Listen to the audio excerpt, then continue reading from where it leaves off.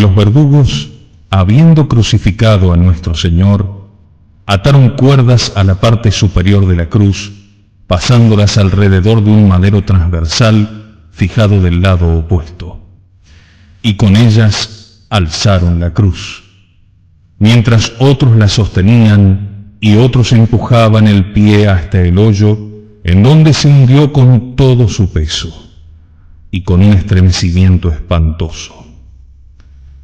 Jesús dio un grito doloroso, sus heridas se abrieron, su sangre corrió abundantemente, y sus huesos dislocados chocaban unos con otros. Los verdugos, para asegurar la cruz, la alzaron todavía y clavaron 5 cuñas alrededor. Fue un espectáculo horrible y doloroso ver en medio de los gritos insultantes de los verdugos, de los fariseos, del pueblo que miraba desde lejos, vacilar un instante la cruz sobre su base y hundirse temblando en la tierra. Mas también se elevaron hacia ella voces piadosas y compasivas. Las voces más santas del mundo, la voz de María su madre, de Juan su amigo, de las santas mujeres sus fieles y de todos los que tenían el corazón puro, saludaron con un acento doloroso al Verbo humanado elevado sobre la cruz.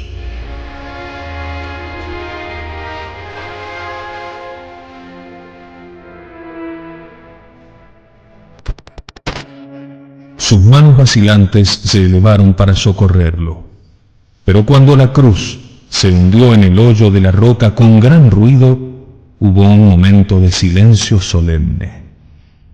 Todo el mundo parecía penetrado de una sensación nueva y desconocida hasta entonces. El infierno mismo se estremeció de terror al sentir el golpe de la cruz que se hundió y redobló sus esfuerzos contra ella. Las almas encerradas en el limbo lo oyeron con una alegría llena de esperanza. Para ellas era el ruido del triunfador que se acercaba a las puertas de la redención. La sagrada cruz se elevaba por primera vez en medio de la tierra como otro árbol de la vida del paraíso, y de las llagas de Jesús corrían sobre la tierra 4 arroyos sagrados para fertilizarla y hacer de ella el nuevo paraíso del nuevo Adán. El sitio donde estaba clavada la cruz era más elevado que el terreno circunvecino. Los pies de Jesús estaban bastante bajos para que sus amigos pudieran besarlos. La cara del Señor estaba vuelta hacia el noroeste.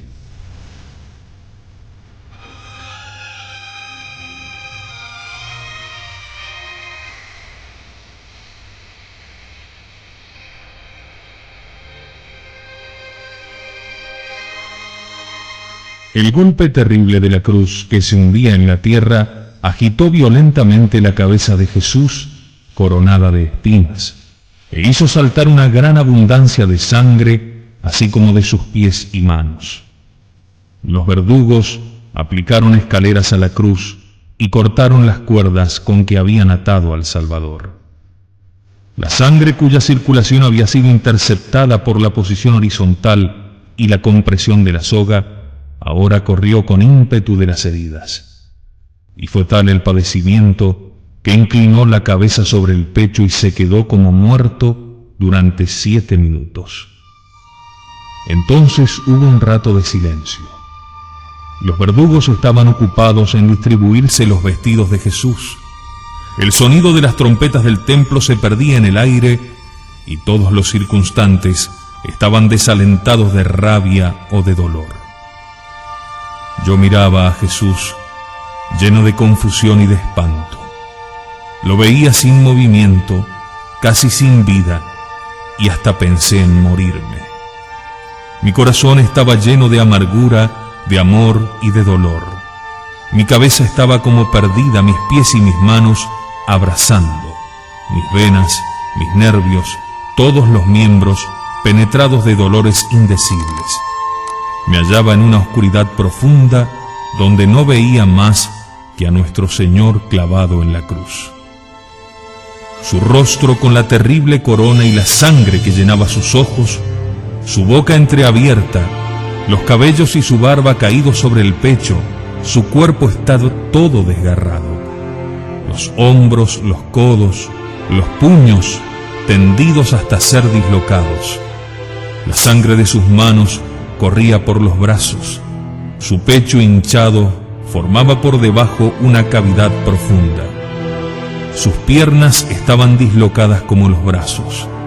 Sus miembros, sus músculos, la piel sufrían tensión tan violenta que se podían contar los huesos. Su cuerpo estaba todo cubierto de heridas y llagas, de manchas negras, lívidas y amarillas. Su sangre, decolorada, se volvió pálida y como agua, y su cuerpo sagrado cada vez más blanco.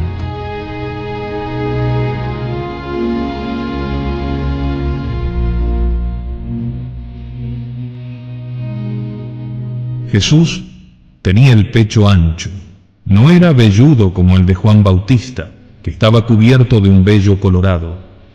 Sus hombros eran anchos, sus brazos robustos, sus muslos nerviosos, sus rodillas fuertes y endurecidas como las de un hombre que ha viajado mucho y que se ha arrodillado mucho para orar.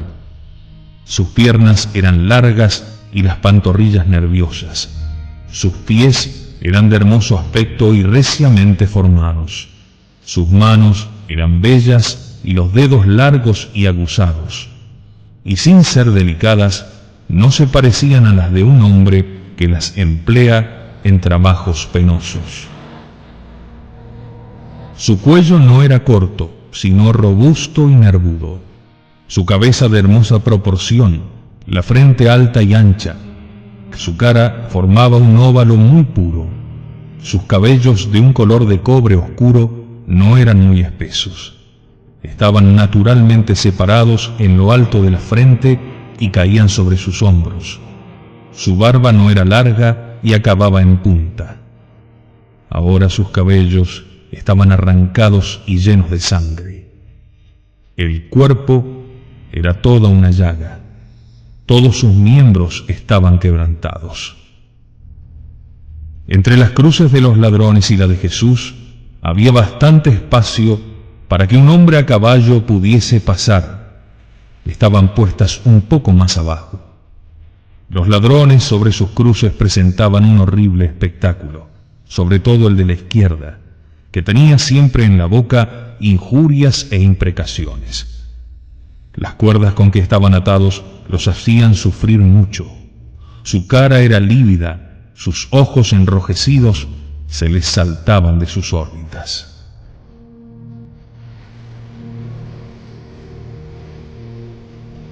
Habiendo crucificado a los dos ladrones y habiéndose repartido los vestidos de Jesús, los verdugos lanzaron nuevas imprecaciones contra él y se retiraron. Los fariseos pasaron también a caballo delante de Jesús, lo llenaron de ultrajes y se fueron. Los 100 soldados romanos fueron relevados por otros 50.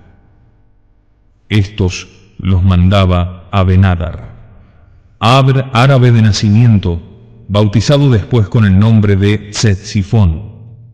El segundo jefe se llamaba Casio y recibió después el nombre de Longinos. Llevaba con frecuencia los mensajes de Pilato. Vinieron también 12 fariseos, 12 saduceos, 12 escribas y algunos ancianos que habían pedido inútilmente a Pilato que mudase la inscripción de la cruz, y cuya rabia se había aumentado por la negativa del gobernador. Dieron la vuelta al llano a caballo y echaron a la Virgen, que Juan llevó con las otras mujeres. Cuando pasaron delante de Jesús, movieron desdeñosamente la cabeza diciendo: «Y bien, embustero, destruye el templo y levántalo en 3 días. Ha salvado a otros y no se puede salvar a sí mismo. Si eres el Hijo de Dios, baja de la cruz. Si es el Rey de Israel, que baje de la cruz y creeremos en él». Cuando Jesús se desmayó, Gestas, el ladrón de la izquierda, dijo: «Su demonio lo ha abandonado». Entonces un soldado puso en la punta de un palo una esponja con vinagre y la arrimó a los labios de Jesús, que pareció probarlo. El soldado le dijo: «Si eres el rey de los judíos, sálvate tú mismo». Todo eso pasó mientras que la primera tropa dejaba el puesto a la de Abenadar. Jesús levantó un poco la cabeza y dijo: «Padre mío, perdónanos, porque no saben lo que hacen». Gestas gritó fuertemente: «Si tú eres el Cristo, sálvate y sálvanos». Dimas, el buen ladrón, estaba conmovido de ver que Jesús pedía por sus enemigos. Cuando María oyó la voz de su hijo, nada pudo contenerla. Se precipitó hacia la cruz con Juan, Salomé y María Cleofás. El centurión no la rechazó. Dimas, el buen ladrón, obtuvo en ese momento, por la oración de Jesús, una inspiración interior. Reconoció que Jesús y su madre lo habían curado en su niñez, y dijo en voz distinta y fuerte: «¿Cómo pueden injuriarlo cuando pide por ustedes? Se ha callado, ha sufrido pacientemente todas sus afrentas. Es un profeta, es nuestro rey, es el Hijo de Dios».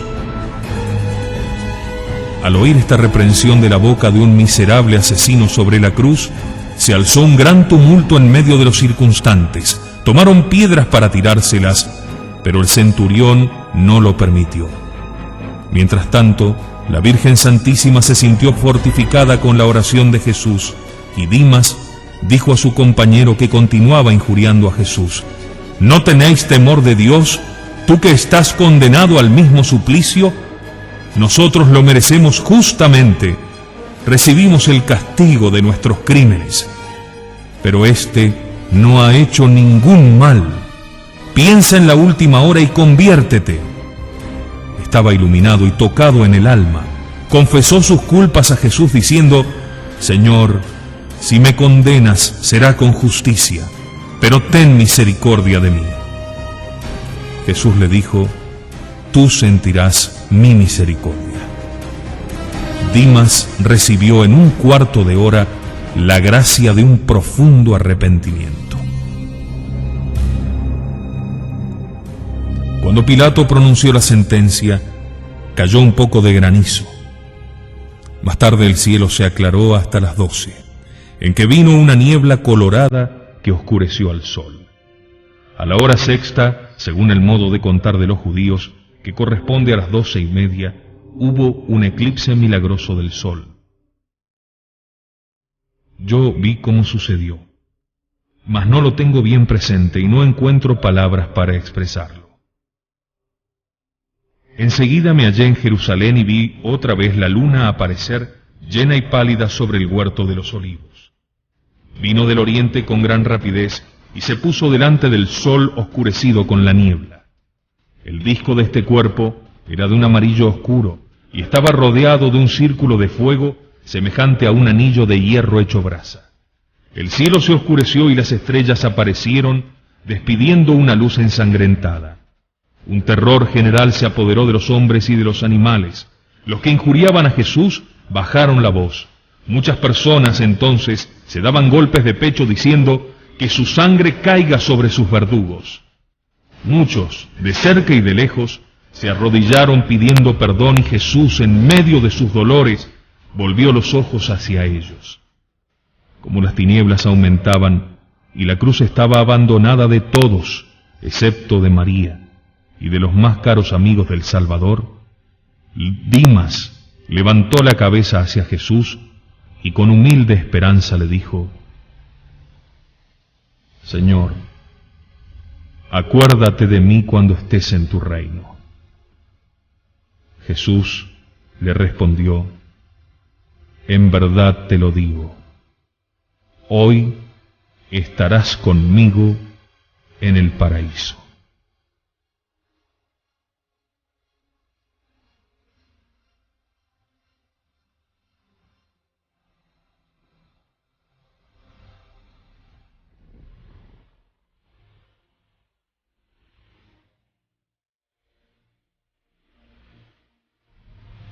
La madre de Jesús, también María Magdalena, María de Cleofás y Juan, estaban cerca de la cruz del Salvador mirándolo.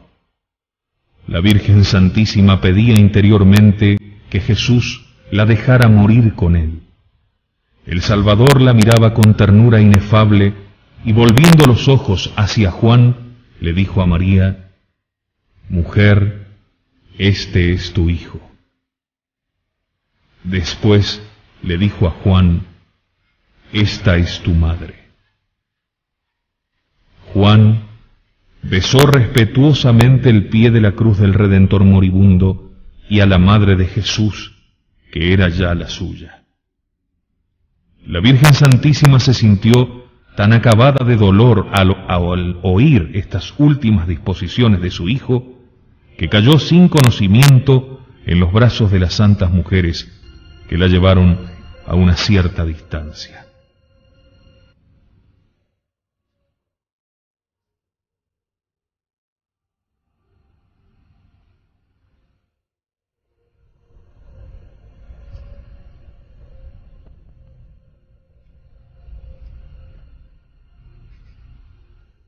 Era poco más o menos la 1:30. Fui transportada a la ciudad para ver lo que pasaba. La hallé llena de agitación y de inquietud. Las calles estaban oscurecidas por una niebla espesa. Los hombres andaban a tientas. Muchos estaban tendidos por el suelo, con la cabeza descubierta, dándose golpes de pecho. Otros se subían a los tejados, miraban al cielo y se lamentaban. Los animales aullaban y se escondían. Las aves volaban bajo y se caían. Yo vi que Pilato fue a visitar a Herodes.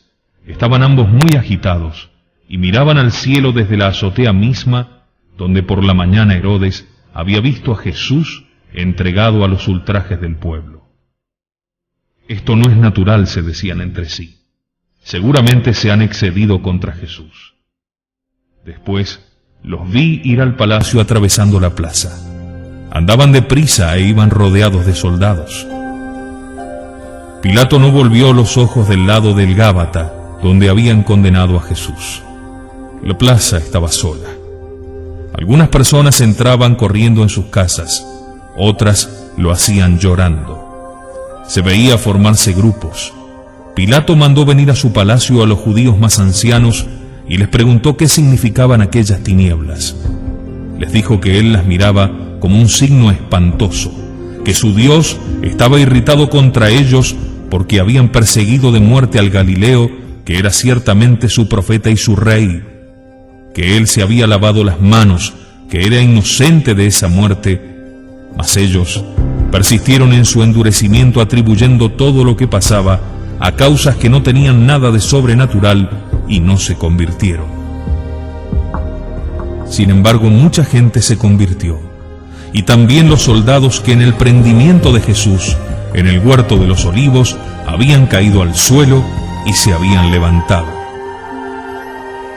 La multitud se reunía delante de la casa de Pilato y en el mismo sitio en que por la mañana habían gritado que muera, que sea crucificado, ahora gritaban: muera el juez inicuo, que su sangre caiga sobre sus verdugos. Pilato tuvo que guardarse entre soldados.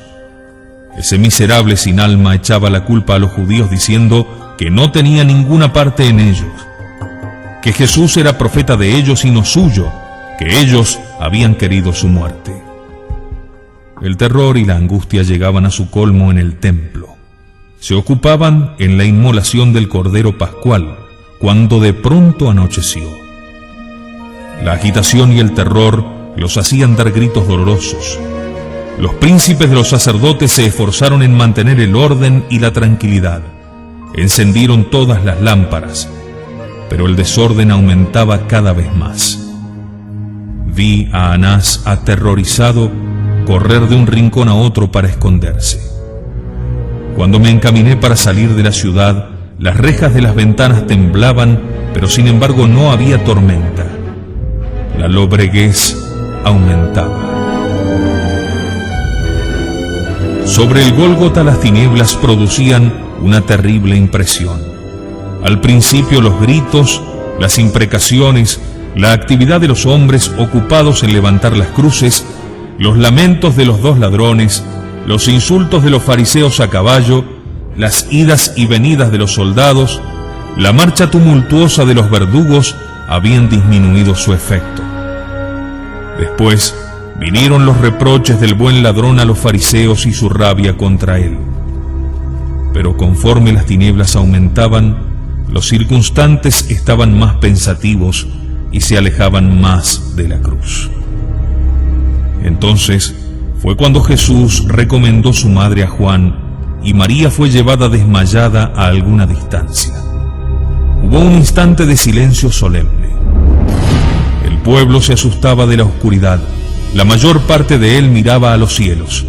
La conciencia se despertaba en algunos que volvían los ojos hacia la cruz, llenos de arrepentimiento, y se daban golpes de pecho. Los que tenían estos mismos sentimientos se juntaban. Los fariseos, llenos de un terror secreto, querían explicarlo todo con razones naturales, pero hablaban cada vez más bajo y acabaron por callarse. El disco del sol era de un amarillo oscuro como las montañas miradas a la claridad de la luna.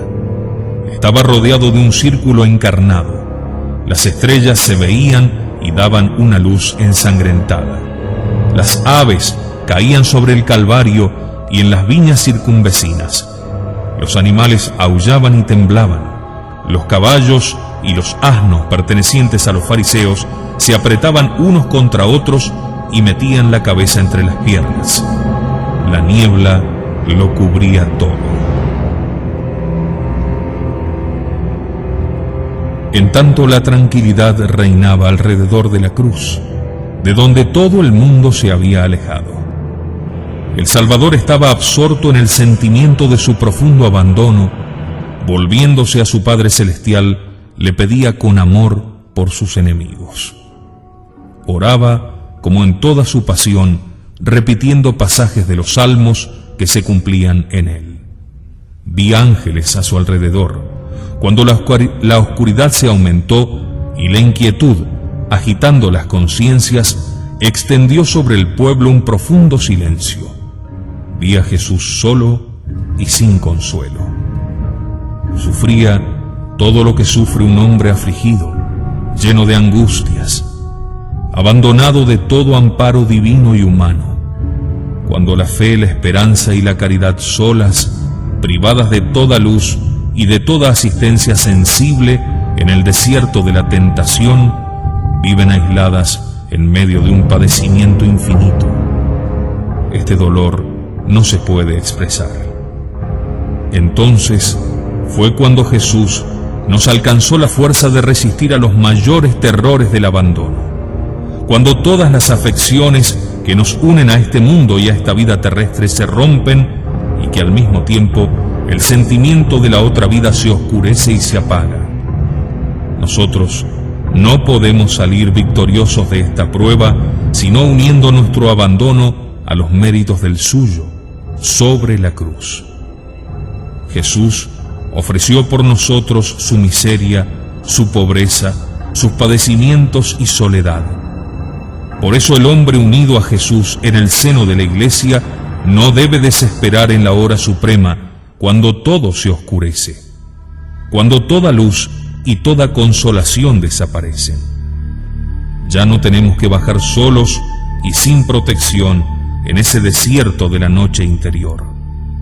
Jesús ha echado en ese abismo del desamparo su propio abandono interior y exterior sobre la cruz, y así no ha dejado a los cristianos solos y abandonados a la muerte en el oscurecimiento de todo consuelo. Ya no hay para los cristianos ni soledad ni abandono, ni desesperación al acercarse la hora de la muerte, pues Jesús, que es la luz, el camino y la verdad, ha bajado por ese tenebroso camino, llenándolo de bendiciones, y ha plantado en él su cruz para desvanecer sus espantos. Jesús, desamparado, pobre y desnudo, se ofreció él mismo, como hace el amor. Convirtió su abandono en un rico tesoro, pues se ofreció Él y su vida, sus trabajos, su amor, sus padecimientos y el doloroso sentimiento de nuestra ingratitud. Hizo su testamento delante de Dios y dio todos sus méritos a la Iglesia y a los pecadores. No olvidó a nadie. Habló de todos en su abandono. Pidió también por los herejes, que dicen que como Dios no ha sentido los dolores de su pasión y que no sufrió lo que hubiera padecido un hombre en el mismo lugar. En su dolor no mostró su desamparo con un grito, y permitió a todos los afligidos que reconocen a Dios por su Padre un quejido filial y de confianza. A las 3, Jesús gritó en alta voz: Elí, Elí, lama sabactani, lo que significa: Dios mío, ¿por qué me has abandonado? La palabra de nuestro Señor interrumpió el profundo silencio que reinaba alrededor de la cruz. Los fariseos se volvieron hacia él y uno de ellos dijo: llama a Elías. Otro dijo: veremos si Elías viene a socorrerlo. Cuando María Santísima oyó la voz de su hijo, nada pudo detenerla. Corrió al pie de la cruz, con Juan, María de Cleofás, Magdalena y Salomé. Mientras el pueblo temblaba y gemía, un grupo de 30 hombres importantes de la Judea y de los contornos de Jope pasaban por allí para ir a la fiesta, y cuando vieron a Jesús en la cruz y los signos amenazadores que presentaba la naturaleza, exclamaron, llenos de horror: ¡maldita ciudad! Si el templo de Dios no estuviera en ella, merecería que la quemasen por haber tomado sobre sí tal iniquidad. Estas palabras fueron como un punto de apoyo para el pueblo. Hubo una explosión de murmullos y de gemidos, y todos los que tenían los mismos sentimientos se reunían. Todos los circunstantes se dividieron en 2 partidos. Unos lloraban y murmuraban, y los otros pronunciaban injurias e imprecaciones. Sin embargo, los fariseos estaban menos arrogantes, y temiendo una insurrección popular, se entendieron con el centurión Abenadar. Dieron órdenes para cerrar la puerta más cerca de la ciudad y cortar toda comunicación. Al mismo tiempo enviaron un expreso a Pilato y a Herodes, para pedir al primero 500 hombres y al segundo sus guardias, para evitar una insurrección. Mientras tanto, el centurión mantenía el orden e impedía los insultos contra Jesús para no irritar al pueblo.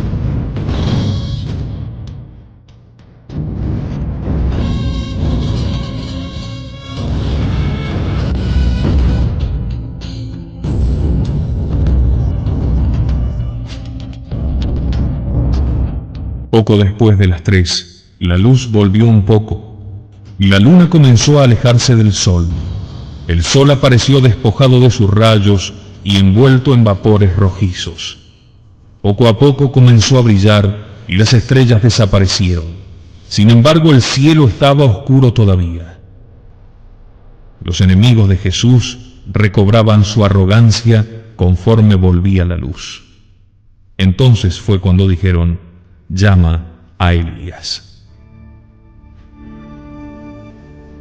Cuando volvió la claridad, el cuerpo de Jesús estaba lívido y más pálido que antes por la pérdida de la sangre. Dijo también, no sé si fue interiormente o si su boca pronunció estas palabras: estoy exprimido como el racimo prensado por primera vez.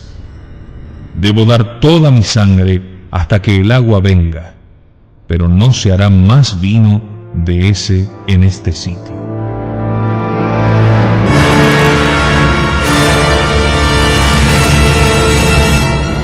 Jesús estaba desfallecido, la lengua seca, y dijo: tengo sed.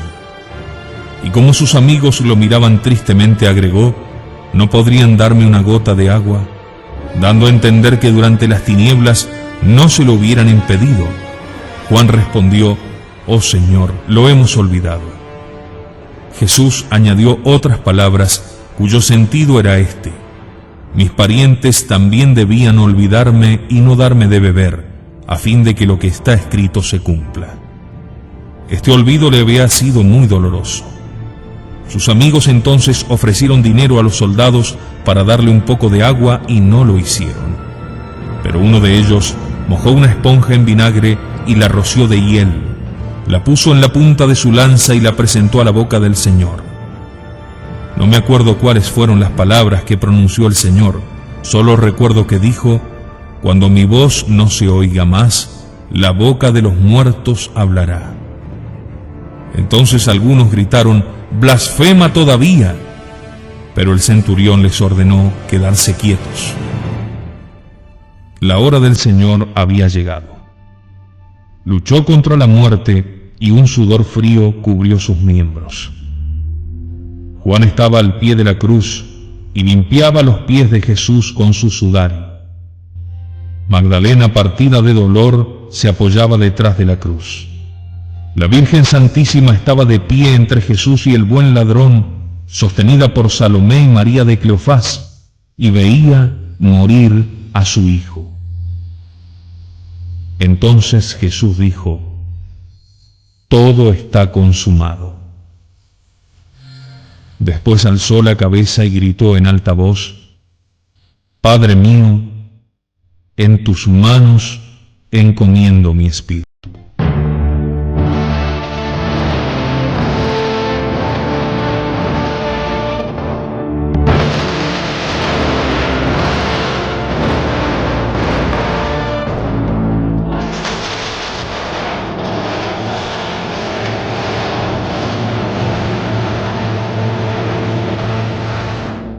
Fue un grito dulce y fuerte que penetró el cielo y la tierra. Enseguida inclinó la cabeza y rindió el espíritu. Yo vi su alma en forma luminosa entrar en la tierra al pie de la cruz. Juan y las santas mujeres cayeron de cara sobre la tierra. El centurión tenía los ojos fijos sobre la faz ensangrentada de Jesús y su emoción era profunda. Cuando el Señor murió, la tierra tembló. El peñasco se abrió entre la cruz de Jesús y la del mal ladrón. El último grito de Jesús hizo temblar a todos los que lo oyeron, como la tierra que reconoció a su Salvador. Sin embargo, el corazón de los que lo amaban fue solo atravesado por el dolor como con una espada. Entonces fue cuando la gracia iluminó al centurión. Su corazón orgulloso y duro se partió como el peñasco del Calvario. Tiró su lanza, se dio golpes de pecho y gritó con el acento de un hombre convertido: Bendito sea el Dios Todopoderoso, el Dios de Abraham, de Isaac y de Jacob. Este era un justo, es verdaderamente el Hijo de Dios.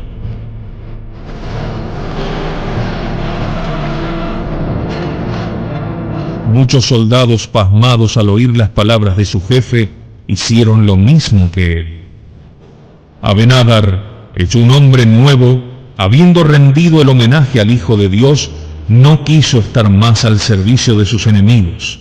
Dio su caballo y su lanza a Casio, el segundo oficial, llamado luego Longinos, que tomó el mando. Después dijo algunas palabras a los soldados y bajó del Calvario. Se fue por el valle de Gión hacia las grutas del valle de Hinnom, donde estaban escondidos los discípulos. Les anunció la muerte del Salvador y se volvió a la ciudad, a casa de Pilato. Cuando Abenadar dio testimonio de la divinidad de Jesús, muchos soldados lo hicieron con él.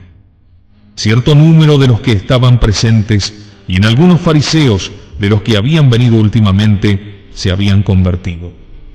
Mucha gente se volvió a su casa dándose golpes de pecho y llorando. Otros rasgaban sus vestidos y se echaban tierra en la cabeza. Todo estaba lleno de estupefacción y de espanto. Juan se levantó. Algunas de las santas mujeres que habían estado retiradas llevaron a la Virgen a poca distancia de la cruz. Cuando el Salvador encomendó su alma humana a Dios su Padre y abandonó su cuerpo a la muerte, el cuerpo sagrado se estremeció y se puso de un blanco lívido, y sus heridas, en que la sangre se había agolpado en abundancia, se mostraban distintamente como manchas oscuras. Su cara se estiró, sus carrillos se hundieron, su nariz se alargó, sus ojos llenos de sangre se quedaron medio abiertos. Levantó un instante la cabeza coronada de espinas y la dejó caer bajo el peso de sus dolores. Los labios lívidos se quedaron entreabiertos y dejaron ver la lengua ensangrentada. Sus manos contraídas primero alrededor de los clavos se extendieron con los brazos. Su espalda se enderezó a lo largo de la cruz y todo el peso de su cuerpo cayó sobre sus pies. Las rodillas se encogieron y se doblaron del mismo lado y sus pies dieron vuelta alrededor del clavo. ¿Quién puede expresar el dolor de la Madre de Jesús, de la Reina de los mártires? La luz del sol estaba aún alterada y oscurecida.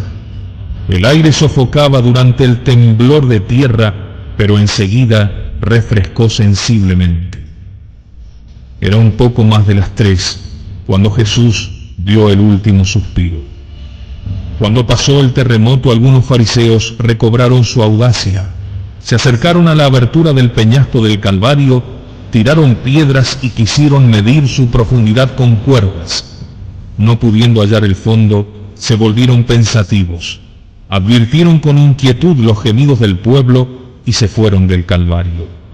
Muchos se sintieron interiormente cambiados. La mayor parte de los circunstantes se volvieron a Jerusalén llenos de terror. Los soldados romanos vinieron a guardar la puerta de la ciudad y a ocupar algunas posiciones para evitar todo movimiento tumultuoso. Casio y 50 soldados se quedaron en el Calvario. Los amigos de Jesús rodeaban la cruz, se sentaban enfrente de ella y lloraban. Muchas de las santas mujeres volvieron a la ciudad. Silencio y duelo reinaban alrededor del cuerpo de Jesús.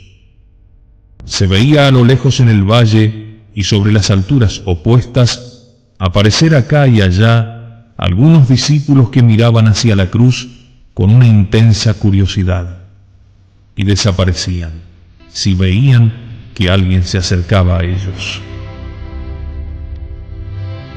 Cuando murió Jesús, yo vi su alma semejante a una forma luminosa entrar en la tierra, al pie de la cruz, con una multitud brillante de ángeles, entre los cuales estaba Gabriel. Esos ángeles echaban de la tierra al abismo una multitud de malos espíritus. Jesús envió muchas almas del limbo a sus cuerpos para que atemorizaran a los impenitentes y dieran testimonio de él. El temblor de tierra que abrió la roca del Calvario causó muchos estragos, sobre todo en Jerusalén y la Palestina. Apenas habían recobrado el ánimo en la ciudad y en el templo al volver la luz, cuando el temblor que agitaba la tierra y el ruido de los edificios que se hundían causaron otro más grande. Este terror fue todavía mayor cuando la gente que huía llorando encontraba en el camino a los muertos resucitados que los avisaban y los amenazaban. En el templo los príncipes de los sacerdotes habían continuado el sacrificio interrumpido por el espanto que les causaron las tinieblas, y creían triunfar con la vuelta de la luz. Mas de pronto la tierra tembló. El ruido de las paredes que se caían y del velo del templo que se rasgaba les infundió un espantoso terror, interrumpido por gritos lamentables. Pero había tanto orden por todas partes. El templo estaba tan lleno, las idas y venidas tan bien ordenadas, las filas de los sacerdotes que sacrificaban, el ruido de los cánticos y de las trompetas preocupaban tanto los ojos y los oídos que el miedo no produjo desorden o turbación general. Los sacrificios continuaron tranquilamente en algunas partes, en otras, los esfuerzos de los sacerdotes calmaban el terror. Pero a la aparición de los muertos que se presentaron en el templo, todo se dispersó y el altar del sacrificio se quedó solo, como si el templo hubiese sido manchado. Sin embargo, esto aconteció sucesivamente, y mientras una parte de los que estaban presentes bajaba los escalones del templo, otros estaban contenidos por los sacerdotes o no estaban todavía penetrados del pánico universal. Se puede formar una idea de lo que ocurría representándose un hormiguero en el cual han echado una piedra o que han meneado con un palo. Mientras la confusión reina en un punto, el trabajo continúa en otro, y aún el sitio agitado vuelve a recobrar el orden. El sumo sacerdote Caifás y los suyos conservaron su presencia de ánimo gracias a su endurecimiento diabólico y a la tranquilidad aparente que tenían, impidieron que hubiese una confusión general, haciendo de modo que el pueblo no tomara esos terribles avisos como un fiel testimonio de la inocencia de Jesús.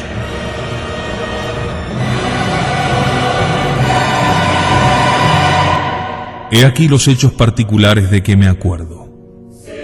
Las dos grandes columnas situadas a la entrada del santuario en el templo, y entre las cuales estaba colgada una magnífica cortina, se separaron una de la otra. El techo que sostenía se hundió, la cortina se rasgó con ruido en toda su extensión, y el santuario se quedó abierto a todos los ojos.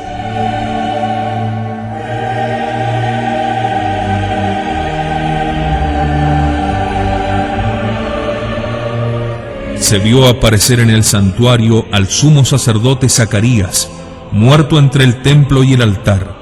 Pronunció palabras amenazantes y habló de la muerte del otro Zacarías, padre de Juan Bautista, también de la de Juan Bautista y en general de la muerte de los profetas.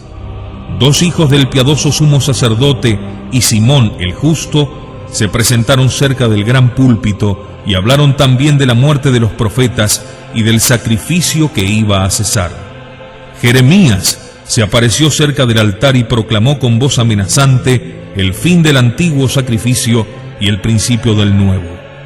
Estas apariciones, habiendo tenido lugar en los sitios en donde sólo los sacerdotes podían tener conocimiento de ellas, fueron negadas o calladas y les prohibieron hablar de ellas bajo pena severa. Pero se oyó un gran ruido.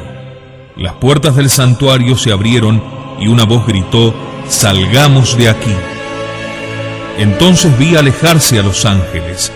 Nicodemo, José de Arimatea y otros muchos abandonaron el templo. Muertos resucitados se veían todavía que andaban por el pueblo. A la voz de los ángeles entraron nuevamente en sus sepulcros. Arias, uno de los enemigos más acérrimos de Jesús, estaba casi loco de terror. Huía de un rincón al otro en los cuartos más retirados del templo.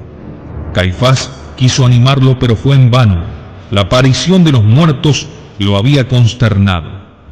Caifás, aunque lleno de terror, estaba tan poseído del demonio del orgullo y de la obstinación que no dejaba ver nada de lo que sentía y oponía una frente de hierro a los signos amenazantes de la ira divina.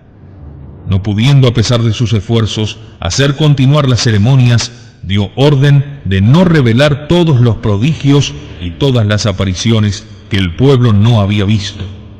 Dijo y mandó decir a los otros sacerdotes que estos signos de la ira del cielo habían sido ocasionados por los partidarios del Galileo, que se habían presentado en el templo manchados, que muchas cosas provenían de los sortilegios de ese hombre que en su muerte como en su vida había agitado el reposo del templo.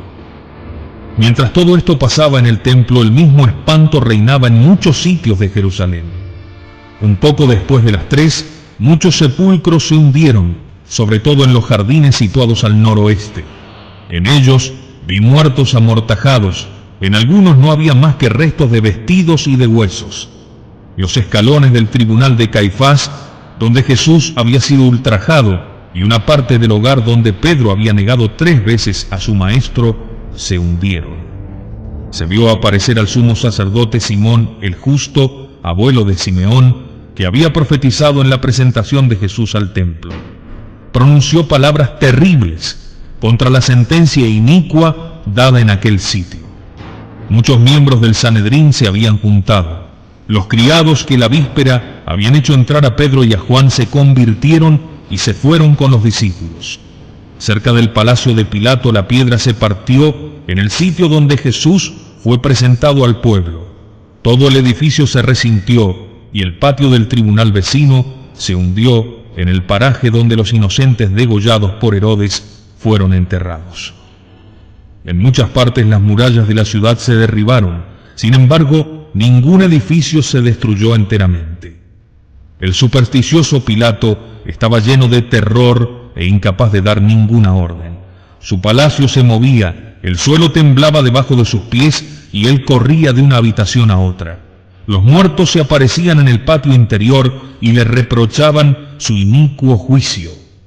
Creyó que eran los dioses del Galileo y se refugió en el rincón más retirado de su casa, donde hizo votos a sus ídolos para que viniesen a su socorro. También Herodes estaba en su palacio temblando y lo había cerrado todo. Hubo un centenar de muertos de todas las épocas que se aparecieron en Jerusalén y en los alrededores. Todos los cadáveres que se aparecieron cuando se abrieron los sepulcros no resucitaron. Los muertos cuyas almas fueron enviadas por Jesús desde el limbo se levantaron, descubrieron su cara y anduvieron errantes por las calles como si no tocasen a la tierra. Entraron en las casas de sus descendientes y dieron testimonio de Jesús con palabras severas contra los que habían tomado parte en su muerte. Yo los veía ir por las calles, la mayor parte de dos en dos. No veía el movimiento de sus pies que volaban a flor de tierra. Estaban pálidos o amarillos, tenían barba larga. Su voz tenía un sonido extraño e inaudito. Estaban amortajados según el uso del tiempo en que vivieron. En los sitios en donde la sentencia de muerte de Jesús fue proclamada antes de ponerse en marcha para el Calvario, se pararon un momento y gritaron: «Gloria a Jesús y maldición a sus verdugos». Todo el mundo temblaba y huía. El terror era grande en toda la ciudad y cada uno se escondía en lo último de su casa. Los muertos entraron en sus sepulcros a las 4. El sacrificio fue interrumpido. La confusión reinaba por todas partes y pocas personas comieron por la noche el Cordero Pascual.